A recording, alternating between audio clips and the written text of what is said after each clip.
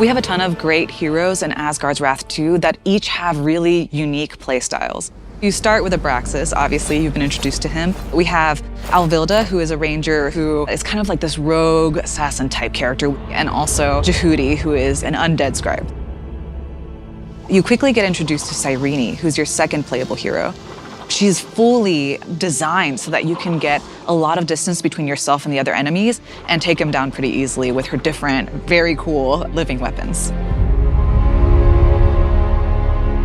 Because Cyrene's saga is all about balance and nature and restoring things, her floating weapons are these protean sea creatures. The first is the Seething Jelix. So this is a jellyfish type creature that she can throw into an area and then it works as a turret. So it'll shoot out poison projectiles at anything that passes. If you have upgrades to your skill tree, you can also shoot a projectile at it from your harp and then it'll explode, causing a massive AoE damage on nearby enemies. Her harp, which is shaped like a squid, actually can change into a shield if you have it on its side. But if you have it with the harp and the strings facing upwards, you can use it not only as a musical instrument to communicate to other creatures to solve puzzles, you can also fire projectiles at enemies. Her last weapon is her protean sword. Whenever you pull the trigger to use the sword, it'll spit out its tongue that's lined with these fangs. So she has melee options if you need to, but that sword also functions like a grapple. With Cyrene, you can be fluid and quick as you're going through your combat sequences. I'm sitting in front of the shipwreck, where you first meet Subira.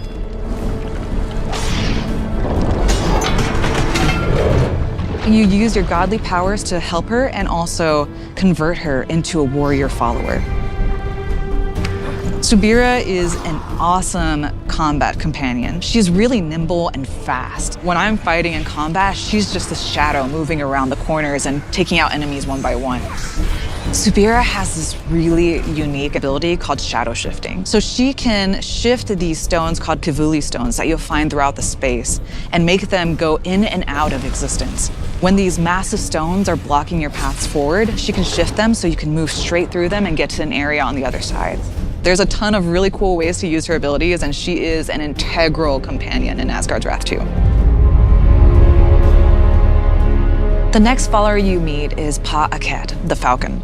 He's very loyal, constantly talks about how great you are and how great the god within you is, which is very contrary to Subira, who's just with you because you helped her a little bit. Pa-Aket is more of a defensive, healing character. He's not as strong a fighter as Subira, but he has the ability to heal you in a way that Subira can't. You can upgrade his skill tree so that he's more balanced towards being a healer, or you can upgrade some of his combat options so he's a better fighter. Where Subira uses a lot of her shadow abilities in her combat, Pa-Aket uses a ton of his whirlwind abilities. You'll see him jump high into the sky when he's bringing his spear down to his enemies, or moving swiftly around the space and can quickly come to your aid to heal you in your battles. With his special ability, he can summon these whirlwind blocks. Once you hop onto them, you can control them just with your joystick.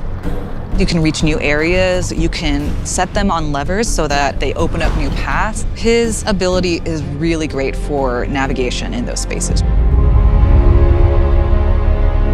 We completely revamped our entire follower AI system. The maps in Asgard's Wrath 2 are so big, you're gonna need mounts to get around these spaces. With Subira, she can shift into this massive panther that you can just hop onto and ride across the desert on. And with Pa-Aket, he can switch into a bird that you can grapple to and soar around the maps with. You can also use skill points for your followers. So as you use skill points for them, they have different buffs, but they also can unlock different finishers for them too. Those will be unlocked through your skill tree as you go through the game. Each of these followers are aware of how you're moving about combat and how you're moving around the space, which makes them feel much more reactive to the enemies. We also have an inspiration system. So as you do things that inspire and invigorate your followers, that meter will fill up and then you can use it to do one inspiration ability. With Subira, it's actually a shadow stepping ability, so she can shift both you and her out of reality so that you are temporarily invulnerable as you're in combat.